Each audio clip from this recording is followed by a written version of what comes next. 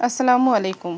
اس video میں ذکر کیا گیا ہے عورتوں کے معاشرتی حقوق کے بارے میں، جس میں بیٹی کے حقوق، بہن کے حقوق، ماں کے حقوق اور بیوی کے حقوق شامل ہیں۔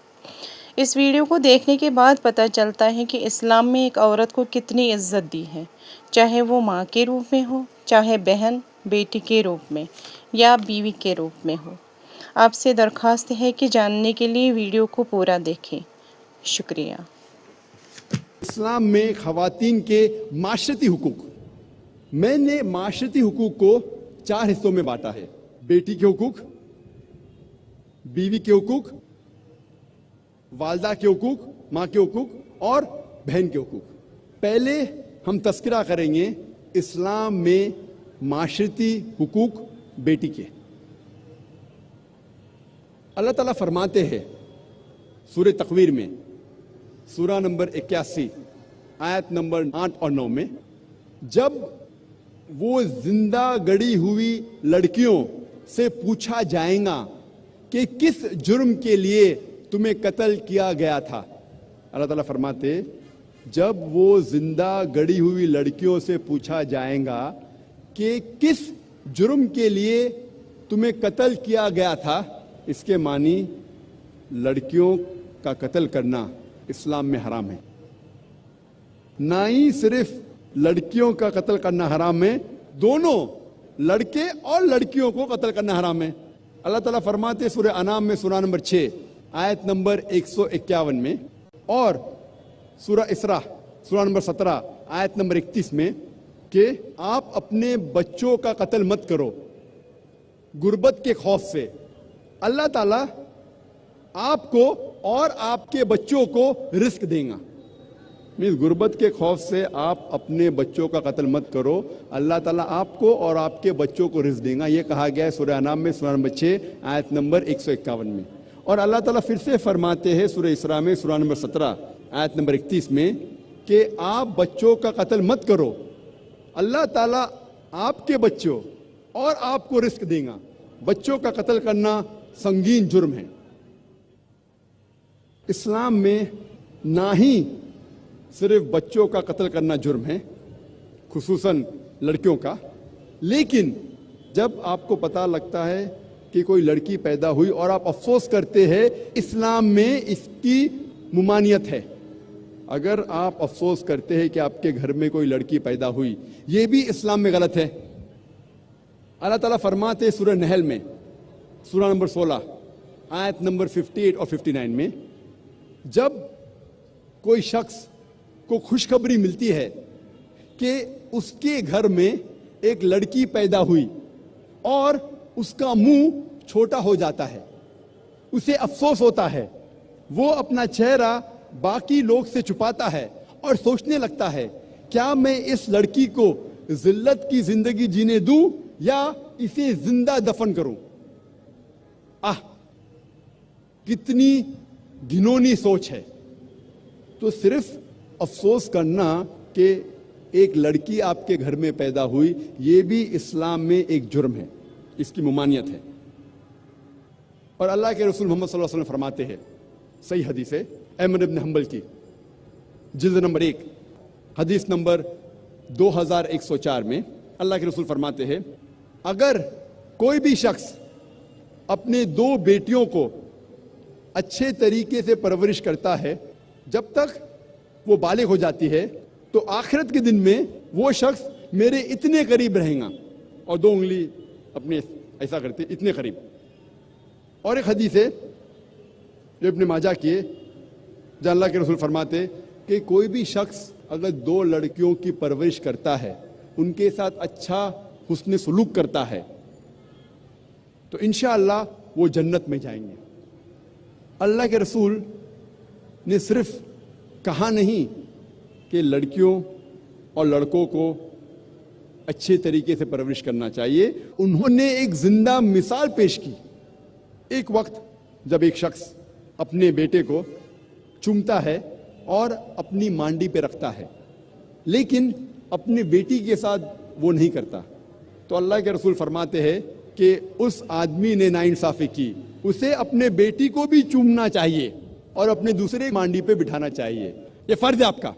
اب ہم تذکرہ کریں گے اسلام میں معاشرتی حقوق بیوی کے.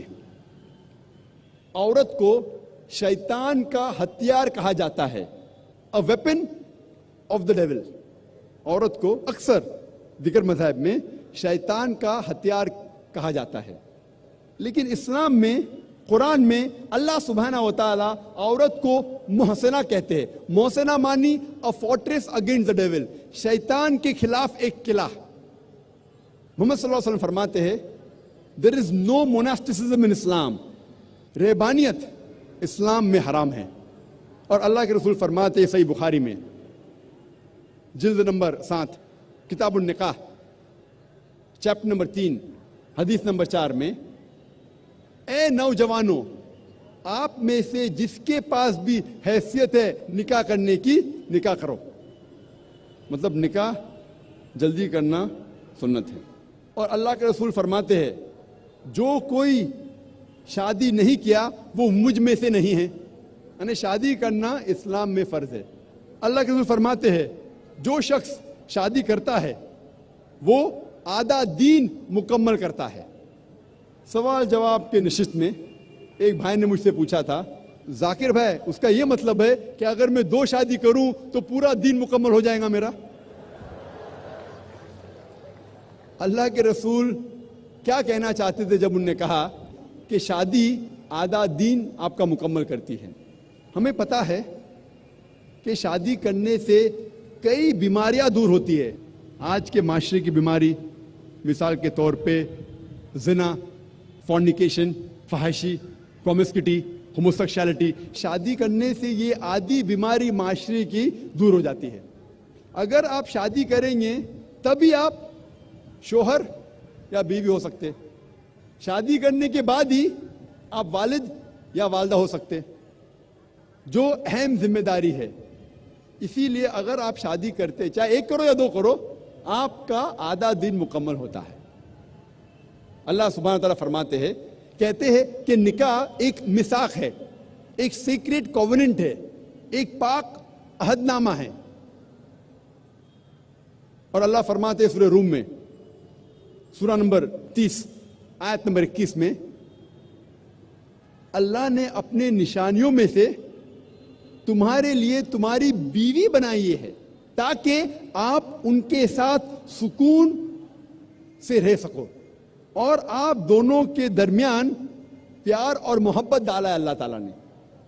اور اللہ تعالیٰ فرماتے سورہ نساء میں سورہ نمبر 4 آیت نمبر 19 میں کہ عورتوں کو زبردستی اختیار مت کرو. مطلب شادی کے لیے, نکاح ہونے کے لیے دونوں کی اجازت ضروری ہے, مرد کی بھی عورت کی بھی.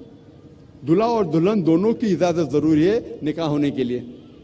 اور ایک حدیث میں محمد صلی اللہ علیہ وسلم فرماتے, صحیح بخاری کی جلد نمبر 7 کتاب النکاح باب نمبر 43 حدیث نمبر 69 69, ایک عورت جس کا نام تھا خنسا خادم الانصاریہ, وہ محمد صلی اللہ علیہ وسلم کے پاس آتی ہے اور کہتی ہے کہ میرے والد نے میرے مرضی کے خلاف میری شادی ایک آدمی سے کی جسے میں پسند نہیں کرتی, اور اللہ کے رسول نے محمد صلی اللہ علیہ وسلم نے نکاح فسخ کیا. He nullified the marriage. اس کا ذکر احمد بن حنبل میں بھی ہے. اسی لیے اسلام میں نکاح ہونے کے لیے, شادی ہونے کے لیے دونوں کی رضامندی ضروری ہے, آدمی کی بھی عورت کی بھی.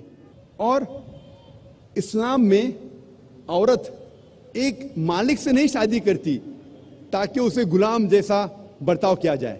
اسلام میں عورت اپنے برابر سے شادی کرتی ہے اور اس کے ساتھ اس کے شوہر کو عزت سے پیش آنا چاہیے. اور اسلام میں ہم عورتوں کو ہاؤس وائف نہیں کہتے, انگلش میں کہتے house wife. She is not married to the house to be called house wife. اسلام میں عورت گھر سے شادی نہیں کرتی کہ اسے کہا جاتا ہے ہاؤس وائف, گھر کی بیوی. In Islam we prefer calling her home maker. وہ گھر کو بناتی ہے, وہ گھر کی زینت ہے. صحیح لفظ ہے home maker, not house wife. اور اسلام میں اللہ تعالیٰ فرماتے قرآن مجید میں سورہ بقرہ میں سورہ نمبر 2 آیت نمبر 228 میں کہ عورتوں کے حقوق ویسے ہی ہے جیسے مرد کے ہے، لیکن مرد کا ایک درجہ اونچا ہے۔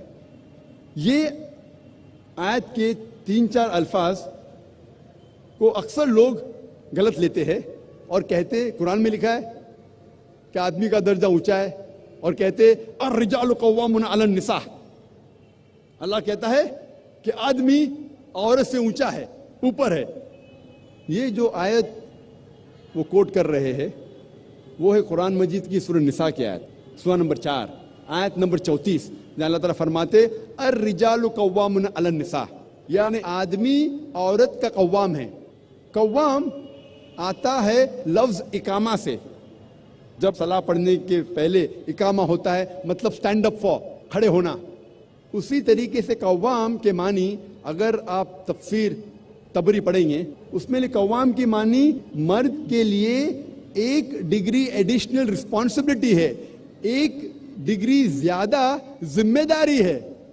اس کا مطلب یہ نہیں کہ ایک ڈگری وہ اونچا کیا دادا گیری کرے، he has got additional responsibility, ایک ڈگری زیادہ ذمہ داری ہے۔ اور قرآن میں آگے اللہ تعالیٰ فرماتے کیونکہ اللہ نے مرد کو عورت سے زیادہ طاقت دی، اس کے وجہ بھی فرماتے اللہ تعالیٰ۔